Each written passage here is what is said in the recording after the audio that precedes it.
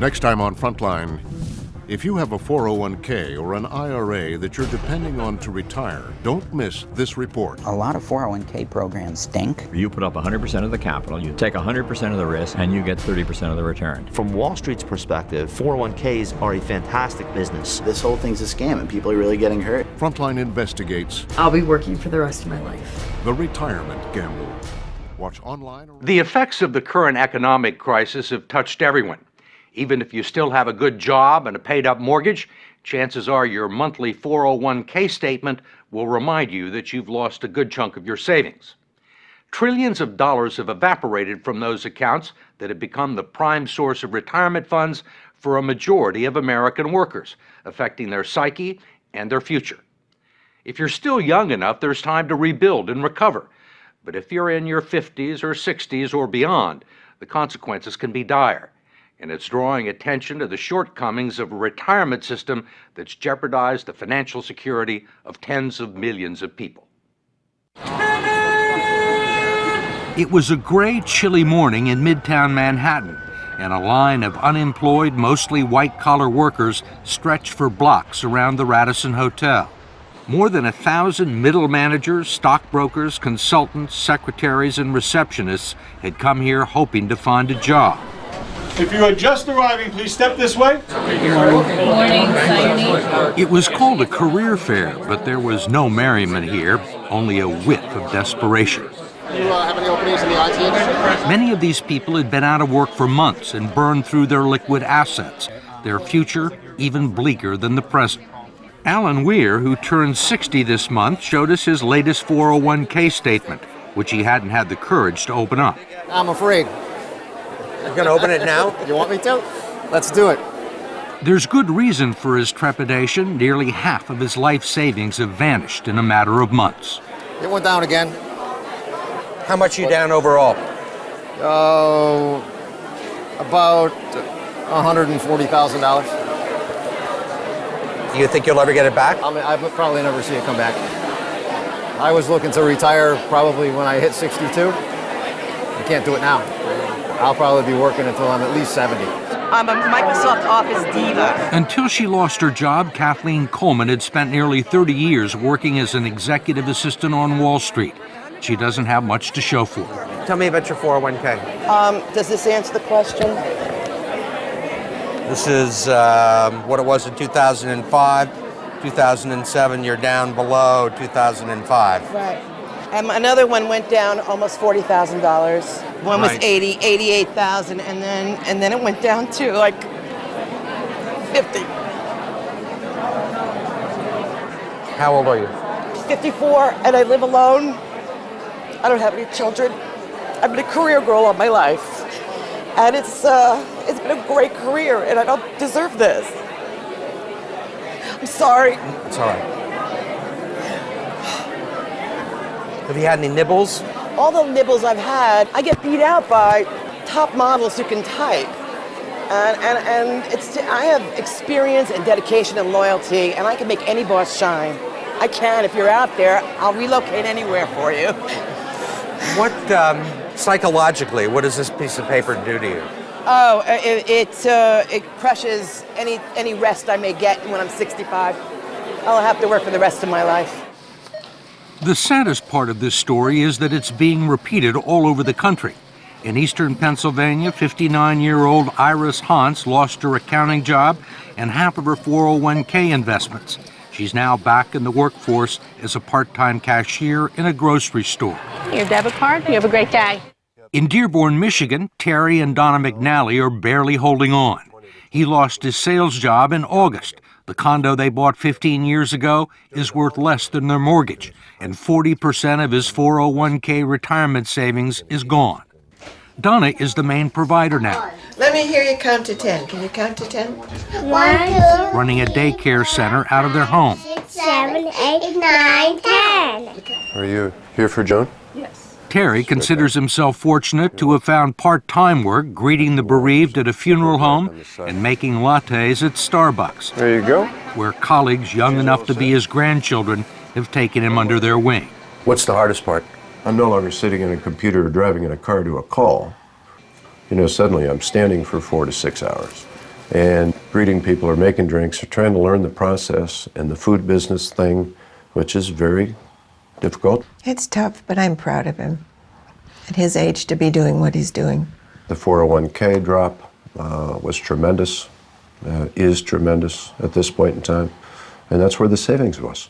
So that's our hurt right now. We can't live our vision of our dream of retirement. That's the worst part. Many people can't. And what was your dream? Our dream was to have a log cabin up north, Leland area, and just live a nice, quiet life. And we can't do that. You think you'll ever be able to retire? I don't see that day. Can no longer see that day. What kind of a retirement plan allows millions of people to lose 30 to 50% of their life savings just as they near retirement? David Ray, president of the who lost money, have no one to blame but themselves. In America, it's a society based on freedom and choice and personal responsibility. We need to help them understand these responsibilities and execute them to the best they can. 401k is part of that. There are no guarantees. What about the people who are 63 or 64? A lot of those people were thinking about retiring. Well, and now they aren't. Well, I mean, a lot of them were retired and have to go back into the workforce. Well, but that was not a 401k problem. That's an investment system problem. The markets go up and down, and if those people chose to take equity risk, there was a logical outcome. But in fact, the 401k plans that have become the primary source of retirement income for 60 million Americans were never designed to be retirement plans in the first place. They were created in the late 1970s as a savings plan and tax shelter for ordinary Americans. The idea was that workers would make voluntary contributions and employers would match a portion of them. The taxes would be deferred until the employee reached the age of 59 and a half. It was supposed to supplement the two traditional income streams for retirees, Social Security and pensions, one leg of a three-legged stool that would support American workers into their golden years. But it didn't turn out that way. The three-legged stool, if you will, has gone to two legs, and it's wobbly, and it's wobbling, and I'm not sure that it's going to support anything. And that's the scary part, and people are afraid. Brooks Hamilton has helped design retirement plans for some of the country's largest corporations. He says 401ks turned out to be so much cheaper than funding pensions that many companies decided to freeze their pension plans and replace them with 401ks. The decision created millions of new employee investors for Wall Street and the financial community, and they pounced on the opportunity. If you go back and track the mutual fund growth in assets, and you track the growth in 401k plans, it looks like a railroad track leading to the sky. They are parallel tracks. So the big beneficiaries were the mutual funds. That's right. That's correct. When employers began turning 401ks into retirement plans, the financial community was not shy about promoting them as such.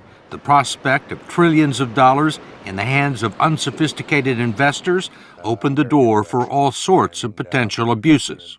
The fact is that the typical 401k investor is a financial novice. They don't know a stock from a bond. And we give them a list of 20 or 30 mutual funds with really, really powerful names. You know, they sound like, gee, that's where I want to have my money. What are generally the quality of the mutual funds and 401k plans? Mediocre.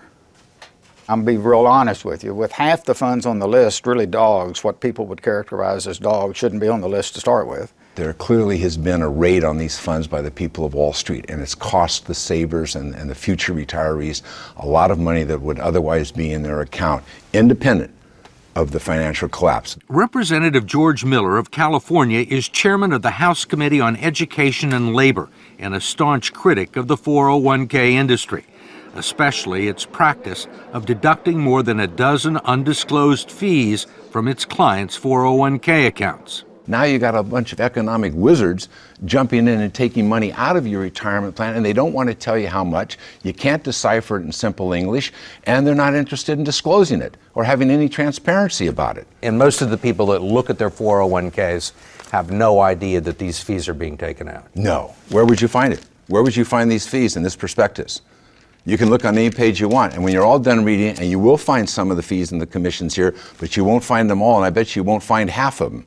There are legal fees, trustee fees, transactional fees, stewardship fees, bookkeeping fees, finder's fees, and the list goes on and on.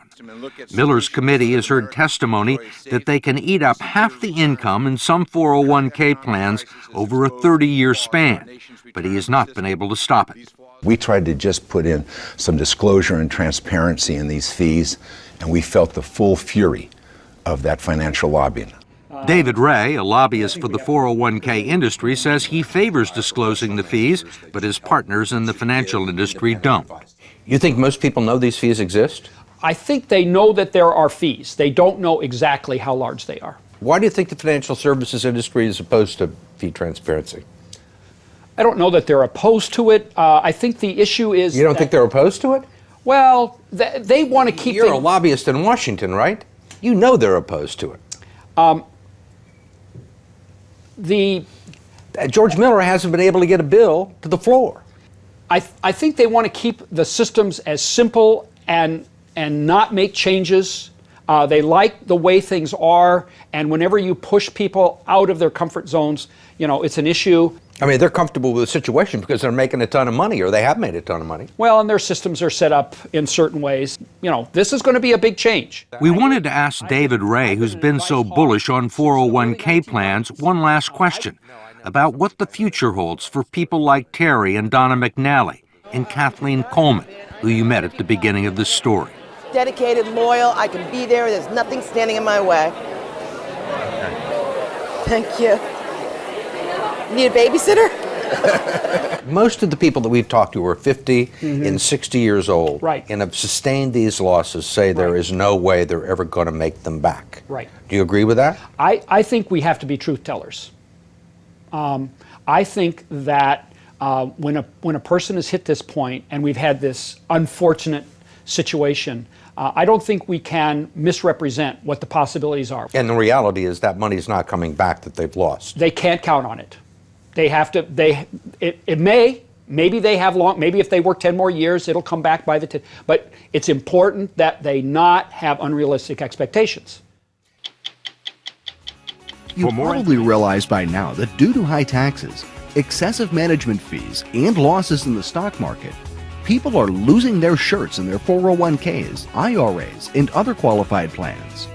Time magazine recently said, "The ugly truth is, the 401k is a lousy idea, a financial flop, and a rotten repository for our retirement reserves." In a 401k, you have little or no control over how or where your money is invested. There is no liquidity or control. You don't have the freedom to access your money when you want to. And if you withdraw the money early, you pay excessive penalties. After losing large amounts of money in their 401ks, at this time, we believe the last thing you should be doing. Fees and 401k plans seem to be adding insult to injury, given that so many Americans have seen their accounts decimated. Last night, 60 Minutes spoke with Congressman George Miller, who's proposed new legislation to force disclosure of these hidden fees. Now you got a bunch of economic wizards jumping in and taking money out of your retirement plan, and they don't want to tell you how much. You can't decipher it in simple English, and they're not interested in disclosing it or having any transparency about it. Joining us now is Jill Schlesinger, editor-at-large for CBSMoneyWatch.com. Good morning, Jill. Good morning. All right, tell us exactly what the congressman is so concerned about. Should we have these concerns? Should we have other concerns? Well, I think that what the congressman is voicing is the anger that it's hard to figure out where you pay fees in retirement accounts, just like it's hard to find out in a regular brokerage account in a mutual fund. It's kind of weird and opaque. But I don't think that that's the big issue. To me, that's an easy thing to latch onto. The bigger issue is that we created 401k plans back in the 80s, the early 80s, and we never gave people the education that they needed to understand risk. And risk is what it's all about. If you lost 40% last year, it certainly dwarfs the extra 0.5% in fees that you may not be able to find. So how do we find out? You're right, because like when I got into my 401k, I never even thought of risk. There was a surefire thing. How do we find out about these risks? Well, that's the problem. We are not educating our participants, and what the Congress should be doing is making education a mandatory requirement for participation in the 401k plan. Here's what happened. The 401k was introduced, And coincidentally, there was a massive 20-year bull market that ensued. So we all got a little bit lazy, and companies got lazy, participants got lazy. But these are risky assets inside of this. And by the way, we made a transfer from pension plans to 401ks. Do you know what happened then? We transferred the risk from the company funding your retirement to you funding your retirement. What a massive transfer of risk just occurred under everybody's noses, and we didn't give people the tools they needed. So we need to get back to that place where we say, let's tell people what, really the basics of investing and how important it is to manage the risk, because no one's doing it for you anymore. Well, shouldn't the company be responsible for telling you what the risk is involved? Because it sounds like it used to be on them, it was their risk, and now it's on us. So should we participate in these 401ks? What do we do? Well, the problem is that if it's the only plan available, if you don't have a pension, then you should be participating. The old financial planner in me would tell everybody to participate. But what we'd like to see is people going through a more rigorous training. If you're going to have to sit through all the different training you go through at a company, whether it's sexual harassment or just training on a computer, why not make that a big component? Let's get you through a 3 or a 6 or a 9-part series on how to manage your money,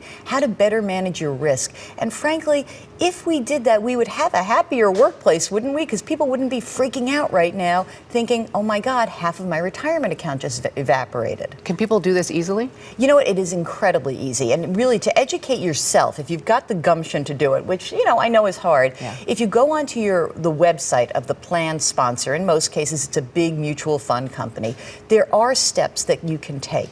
But what we would like to see is people go to their employers and say, give us education. Help us with this. Bring someone in from that fund company, from that plan sponsor. Don't tell us what the best fund is. Tell us what we need to know about how to best manage our money. Jill Schlesinger, good advice. Great to see you. Thank you so much. Great to see you.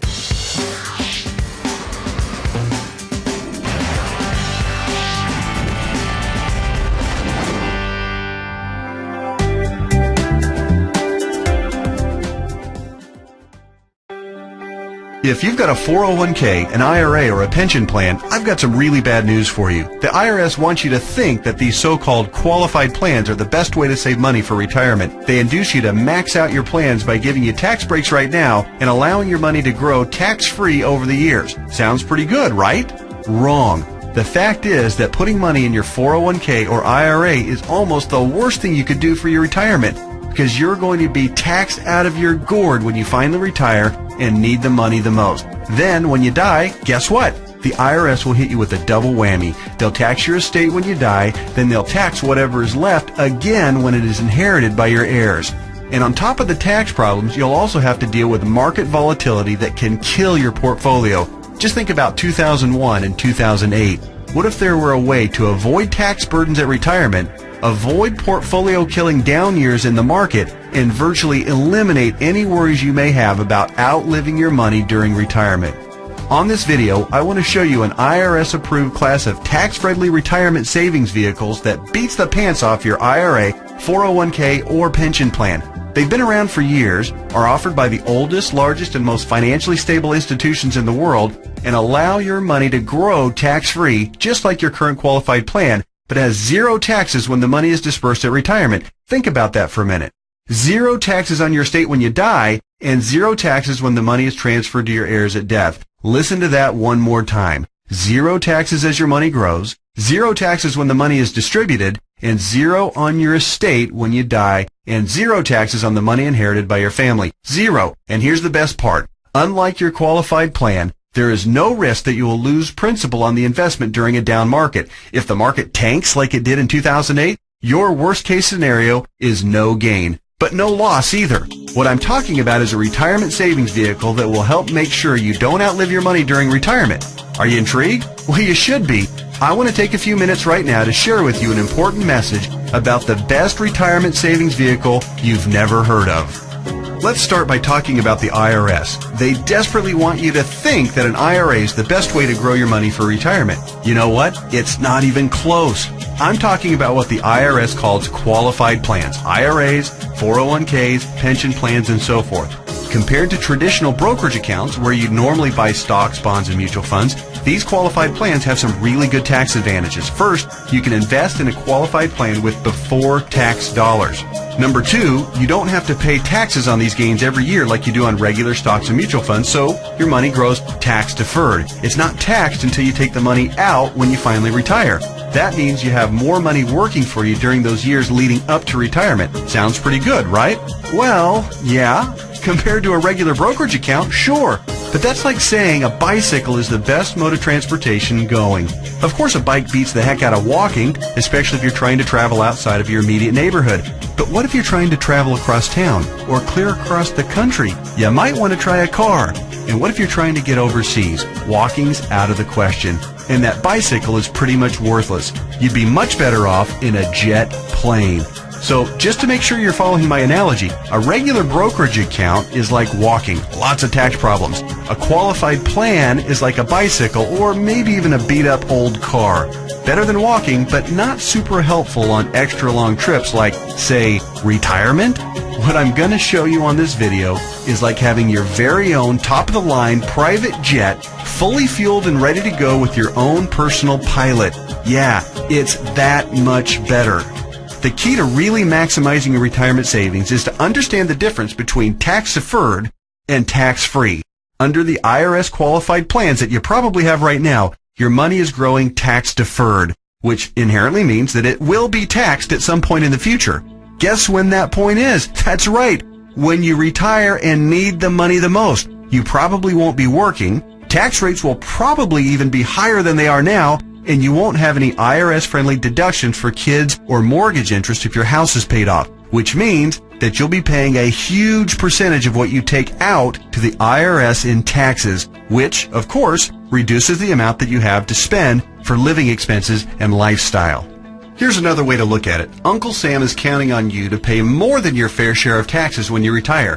Think of how brilliant that is. Let's encourage people to contribute money by giving them a tax break now, then let that money grow tax deferred so we can get an even bigger chunk of taxes from them later. Hey, I'm all for paying my fair share of taxes, but I tell you what, giving the IRS a bare minimum of $33,000 for every $100,000 I withdraw from my qualified plan at retirement is just plain ridiculous. Look, you've paid taxes and you'll continue to pay taxes for your entire working career. Let's keep the government's hands out of our wallets at retirement, okay? For the record, that $33,000 out of every $100,000 you withdraw isn't a worst-case scenario either. You realize that, don't you? With the probability that tax rates will rise, it's probably actually a best-case scenario. Any right-thinking person can see that the tax rate of 40 or 50% isn't out of the question 15 or 20 years down the road.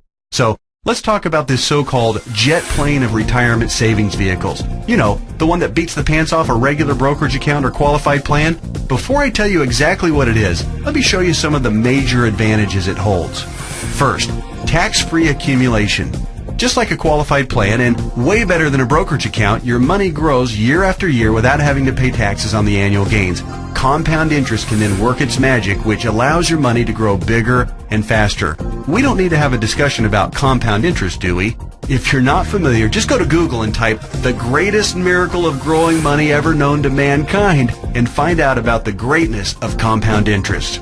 Second, tax-free distribution. Here's where your current qualified plan starts to look really bad. When you hop on board the jet plane of retirement savings vehicles, your money not only grows tax-free, but you can also actually distribute the money at retirement tax-free. That means that on the same $100,000 distribution I just talked about, you keep all of it, regardless of the then current tax rate. 30% tax rate? You won't care. You'll pay no taxes. 40 or 50% tax rate? Let everyone else worry about that. Your retirement savings can be used tax-free. $100,000 means $100,000 to spend, not $67,000 or less. Which do you prefer? Third, tax-free transfer. With a qualified plan or with a regular brokerage account, your money will likely be taxed twice when you pass away. Once on the amount left in the account when you die, and then again when your heirs receive the leftovers as income. Great for the IRS, horrible for your estate. The jet plane of retirement savings vehicle lands smoothly here, too. No death taxes, no inheritance taxes. If you've got $1 million in your account when you die, your heirs get the full $1 million. Uncle Sam? Nothing. Transferred tax laws are, however, fairly complicated, and there's some exceptions and some limitations. So ask the qualified advisor who gave you this video to discuss your situation with you. Fourth, no risk of loss of principal. Remember when the stock market lost over half its value in less than 18 months starting in October 2007? Of course you do, because your portfolio probably lost half its value or more during that same time too. Did you start having nightmares about being 82 years old and still working part-time at Walmart just to keep food on the table? Your qualified plan has no way to protect you from that kind of market volatility and downside losses. Ouch! Not true with the jet plane of retirement savings vehicles. The principal in the account never loses altitude. When structured properly, there's no chance it will lose any principal. Not a dime. Not a penny. Nothing. If you'd been on board with this in October 2007, your portfolio would probably look a whole lot prettier right now. I'll explain why and how in just a minute. Fifth, dramatically reduce the chance of outliving your money during retirement. Survey after survey show that baby boomers' #1 fear about retirement is outliving their money. And hey, you know what? That's a perfectly reasonable fear if you ask me. If you have $1 million saved and you retire at age 65, that's pretty good if you only plan on living until you're, say, 70 or 75, and if you don't have any significant medical issues. But how do you stretch $1 million, or whatever amount you end up having saved by the time you retire, for 15 or 20 or 30 years, especially given the increase in cost of living and the likelihood of needing specialized care if you do end up living into your late 80s or 90s? Not to worry if you ride the jet plane of retirement savings vehicles. When structured and funded properly, it'll keep on paying and paying and paying all through your 70s, 80s, 90s, and even beyond that if you're lucky enough to hit 100. Hey, you're more likely to hit 100 if you're not stressed out over money. Time to get on board. Okay. There are even more advantages, and I'll cover them in just a minute. But first, let me address that question that I know is nagging you in the back of your mind. You're saying to yourself right now, okay, this all sounds great. Everything you've said so far makes a lot of sense, and I'm interested. But hey, pal, what's the catch? We all know that anything that sounds too good to be true probably isn't. Hey, I hear you. Between Enron, Bernie Madoff, and the great stock market meltdowns of the 2000s, a healthy dose of cynicism, skepticism, or both is not only understandable, it's just plain smart. I'll tell you what the catch is, and trust me, it's more like 6 seconds of turbulence on your 6-hour flight to Hawaii on your personal jet plane than a catch. But first, a quick reality check. Just because you've never heard of this before doesn't mean that it doesn't exist, doesn't mean that hundreds of thousands of people aren't already using it, and doesn't mean that all of the advantages that I've talked about aren't absolutely real and sitting there just waiting for you. So, here's the 6 seconds of turbulence catch. Per IRS rules, you have to fund the plan I'm telling you about with after-tax dollars. In other words, you can't deduct the amount you contribute off your current year's taxes like you can with a qualified plan. That means that if you were to contribute $6,000 this year in an IRA versus this retirement savings vehicle, you'd in reality pay an extra $2,000 in taxes this year, assuming a 33% tax bracket. If you're in a lower tax bracket, naturally, your tax savings would be less. That sounds like a drawback, right? Well, actually, no. To understand why funding with after-tax dollars instead of before-tax dollars like you would with a qualified plan is not a drawback, you just need to understand the alternatives. Answer this philosophical question. If you were a farmer, would you rather pay taxes on the small sack of seeds when you purchase them in the spring, or would you rather pay taxes on your entire harvest when you sell it in the fall? Well, do the math.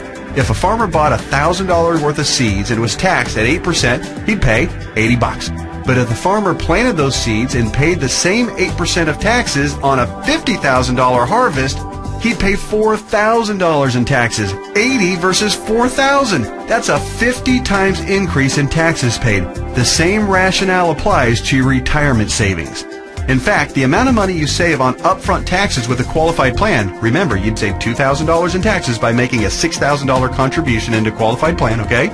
Will almost certainly be dwarfed by the taxes you pay at retirement, to the tune of about 10 times at least. Here's why. If your $6,000 grows to $100,000 over the course of the next 30 years, remember the magic of compound interest. This is very reasonable. You'll pay at least $33,000 in taxes on the harvest. We already talked about this earlier. That's $33,000 straight to the IRS right when you'll be needing it the most. Would you rather pay $2,000 in taxes right now or $33,000 at least in taxes later? It's as simple as seeds and harvest. I've said it once and I'll say it again. No wonder Uncle Sam loves qualified plans so much. It's his way of protecting his financial future. Okay. So let me go ahead and draw back the curtain and show you what the jet plane of retirement savings vehicle is.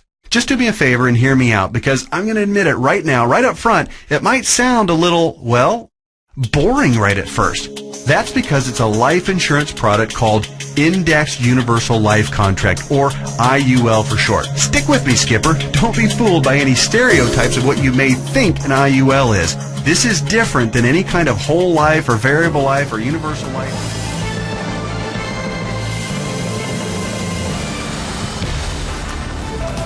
Well, the market is, to say the least, a bit shaky. Interest rates have taken a dive. Where can you be sure of a decent return? You might want to consider life insurance. Yes, life insurance. Same expression I had on my face. Why life insurance now? Well, it's simply taking the commodity that banks, corporations, and college endowments have been utilizing as a safe bet, long-term investment with high interest rates, virtually no volatility, and liquidity. And now we're simply looking at this as a potential for play for a portion of our clients' money and portfolios for safe long-term money. Wow. Hey, Joe, simple question. Do I have to die to reap a really good return on this investment? No, you don't. The reality is, when Adam was talking about crediting rates in the 4 to 4.5% rate of return, it's very competitive with certificates of deposit and money market, but it has the dramatic added advantage that you pay no income tax on those gains ever if it's structured and the withdrawals are done properly. Can I spend those gains, though, as I'm going while I'm alive, or could you spend those gains only after the policy pays off? No, you can spend them while you're alive, which is the utilization that companies and banks have been utilizing for decades now to fund employee benefits and retiree benefits. Okay. Hey, Adam, back at Ford. Do you worry, though, about some of the exposure that companies might have to some of the current problems? AIG obviously is a very kind of a different animal, but they are an insurance company, or part of them are, and they're having issues. Well, general accounts, and this is what we're talking about, permanent life insurance policies. AIG is a little bit of a different animal because they have a property and casualty division. But a traditional life insurance company is limited by statutes as to how much money they can maintain in the stock market. And if I recall, it's about 20% in today's environment. So most of these portfolios are very conservative. A lot of treasuries, government bonds, some high-grade corporates as well. So we feel pretty comfortable that these returns are solid. Okay, thank you, This is gentlemen. different than any kind of whole life or variable life or universal life plan that you may have heard about or purchased in the past. The fact is, IUL is a lot more about savings than it is about life insurance, although it does do a nice job of providing that too. Hopefully the tax advantages and principal protection advantages I've told you about are clear enough and big enough to keep you interested. But you also need to know that the IUL, when structured and funded properly, beats the pants off of any other kind of retirement savings plan in every comparison category that matters, including growth potential, risk avoidance, liquidity of funds, flexibility of contributions, flexibility of distributions, longevity of distributions, and fees. Everything. Listen, insurance companies, by law and by track record, are extraordinarily conservative.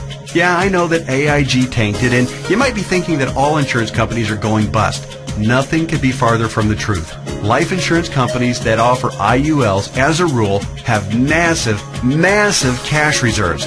One company, as an example, had operating revenues in 2008, the worst year of the recession, of $14 billion. Earnings of $1.3 billion, and cash reserves at the end of the year of $12.8 billion. There's a reason people think of life insurance companies as old, stodgy, conservative curmudgeons, because they are. Their stodgy curmudgeonness is also a part of the reason you've never heard of an IUL before. Life insurance companies thrive with things like risk management, actuarial tables, and other boring life insurance stuff. But they don't know jack when it comes to communications. Go online right now and read their brochures. It's like reading hieroglyphics. boring, painful, obtuse, hard to understand, and that's just the table of contents. But that doesn't mean that this product, Indexed Universal Life, is anything less than magnificent for creating wealth.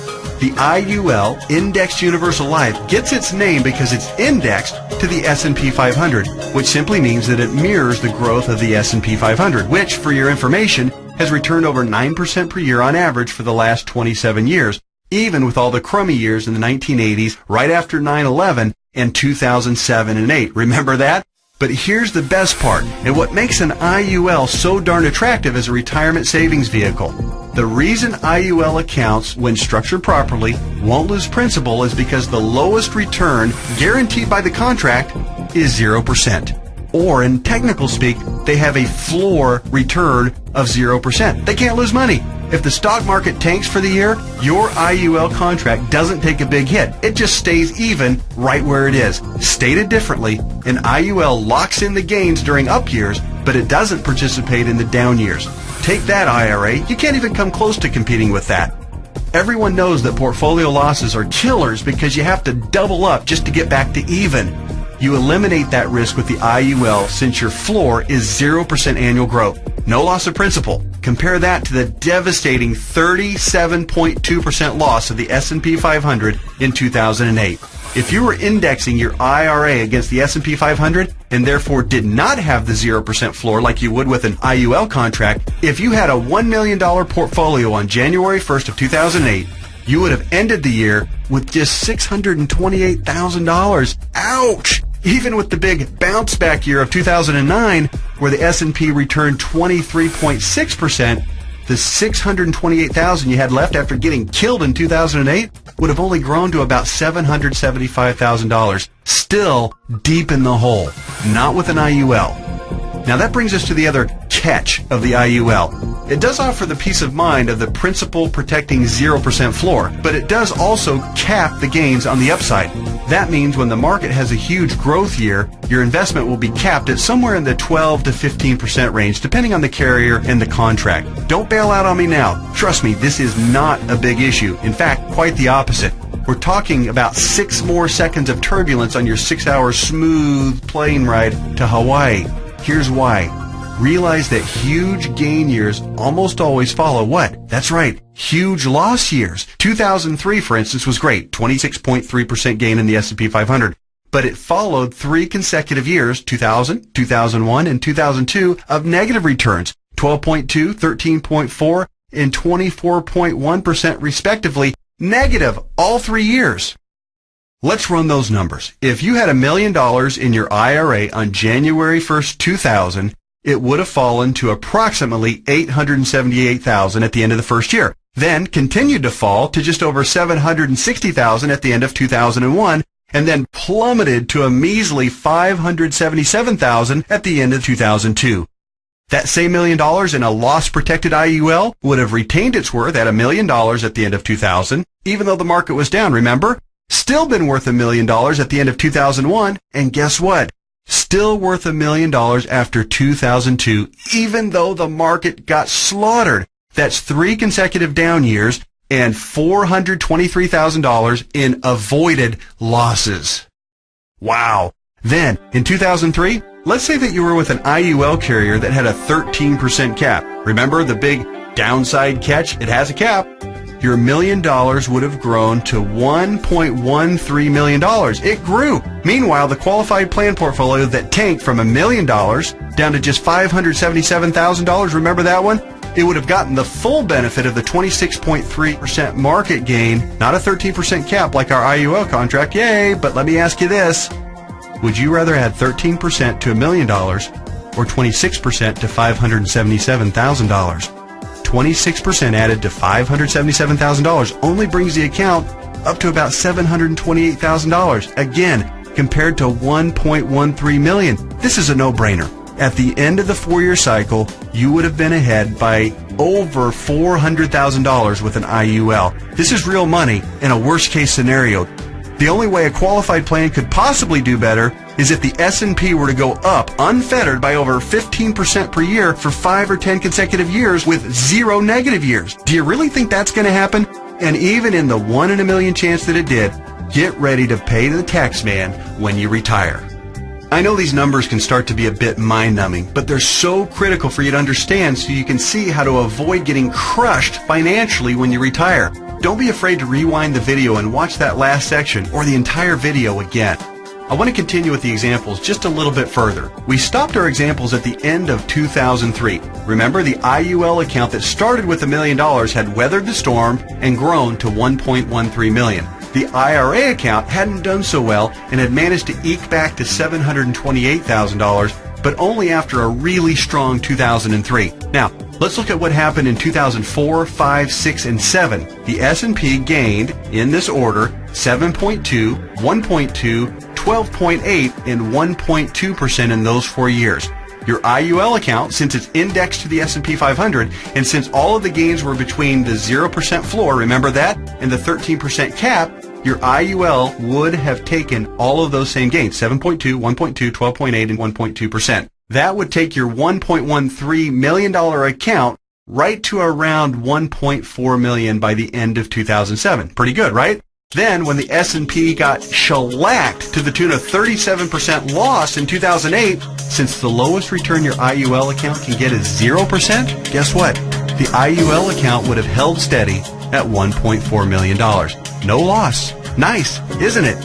On the other hand, the IRA account would have grown from $728,000 to about $900,000 during those 4 good years. Still down by $100,000 since 2000, just in time to get crushed clear back down to $565,000 at the end of 2008.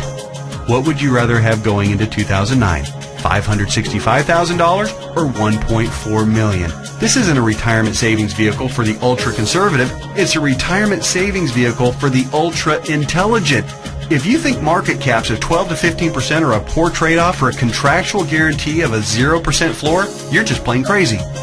Naturally, past performance isn't an indicator of what will happen in the future, but I think it's safe to say that the market is going to have up years and down years. Protecting yourself from huge losses is one of the primary advantages of the IUL. It's impossible for me to overstate how superior the IUL is compared to your qualified plan. It's not even close. We've already covered the tax advantages. They're clear and evident. The risk avoidance issue is huge, and it favors the IUL by a country mile. But also remember, indexed universal life is also, life insurance. Here's what that means. If you die the day after you fund an IUL policy or any time thereafter, your heirs will receive a death benefit tax-free. The amount of the benefit depends on the size and structure of your policy, but think about your qualified plan and brokerage accounts for just a minute. How much do they pay in death benefits if you were to die early? Oh yeah, none, because they're not insurance. Are you starting to see what I mean by the best retirement vehicle you've never heard of? Hey, that reminds me. Let's talk a little bit more about why you've probably never heard of an IUL before. I already told you that one of the main reasons was that stodgy old insurance companies have horrific communication skills. But there's actually a bigger reason, which is financial advisors almost never talk about IUL. Why is that? Simple math. Only licensed insurance agents can legally sell you an IUL, and most licensed money managers and brokers are not licensed to sell insurance. In other words, the guy who sells you your IRA can't, by law, sell you an indexed universal life policy. And if he can't sell it, he can't make any money on it. End of story. Your financial planner's motivation is to get you signed up for an IRA or 401k and then make money on you for life as your investment grows. They don't care about your future tax burden. Why should they? Seriously, call your investment advisor on the phone right now and ask about an IUL. Chances are 99% he or she has never even heard of it. And if they have zero working knowledge of how or why it works. How would they know? They don't know insurance products. They like to think they have a corner on the market of helping people save enough money to retire, but they don't. They're selling skateboards, bicycles, or roller skates and pretending like the big, shiny private jet doesn't even exist. The fact is, the IUL is the best possible wealth accumulation vehicle for your retirement. For most people and in most situations, it simply cannot be beat for tax advantages, safety, growth potential, liquidity, and flexibility. All right, just one more quick topic, and then we'll let your licensed insurance professional take over and discuss all the fine point details as they relate to your specific situation. And that topic is the logistics of how the IUL works. It works like a life insurance policy in the sense that you make monthly or annual contributions into your account. You will work with your advisor to determine what the optimal amount is for your situation. It'll vary depending on how many years you have left until retirement, your financial goals for retirement, and your current financial ability. The money you contribute to an IUL, like we've discussed at length, will continue to grow tax-free. Unlike a qualified plan account, you may have access to your money at any time you want or need it without a penalty before or after you retire. That's what's called flexibility. When you do pass away, the balance of the account will be passed to your heirs tax-free, just like with any other life insurance policy. The IUL really does offer the absolute best of all possible scenarios. It's tax-friendly, it's safer than safe, and it gives you flexible access to your money. The next step is yours. You simply need to meet with a licensed insurance professional who gave you this video and discuss your particular situation. He or she will answer all of your questions, I'm sure you have several, and discuss all of your options. You may want to consider watching this video again, this time with a pen and paper handy to jot down any notes or questions you may have. Like anything else worthwhile, there are plenty of details to be covered and there's a bit of a learning curve. But whatever you do, don't do nothing. There's too much at stake. Don't fall prey to what I call the law of diminishing intent. You know what I mean. You intend to make the call and learn more, but you get overwhelmed with 1,000 little urgencies of life and you look up and a few months or even a few years have passed and you haven't done anything. So take one action right now. Set an appointment to meet with the insurance professional who gave you this video. That's it. Do that one thing right now and take a closer look at the jet plane of retirement savings vehicle, Indexed Universal Life. You'll be glad you did.